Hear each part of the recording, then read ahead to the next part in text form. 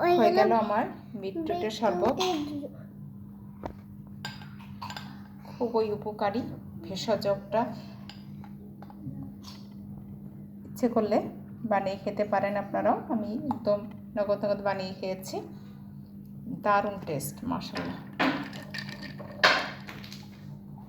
সামনে রোজা, ইফতারেও একটা আইটেম রাখা যেতে পারে। বাজার থেকে আমরা রুহ আফজা বা অন্যান্য কেমিক্যালযুক্ত শরবত নাই খাই, একদম হোমমেড ফ্রেশ জুস বানিয়ে খাওয়ার চেষ্টা করব মাশাআল্লাহ। এভাবে বানিয়ে কিন্তু কিউব কিউব করে বরফদানিতেও রেখে তারপরে খাওয়া যেতে পারে মাশাআল্লাহ। কালারটা চমৎকার এসেছে, চমৎকার মাশাআল্লাহ।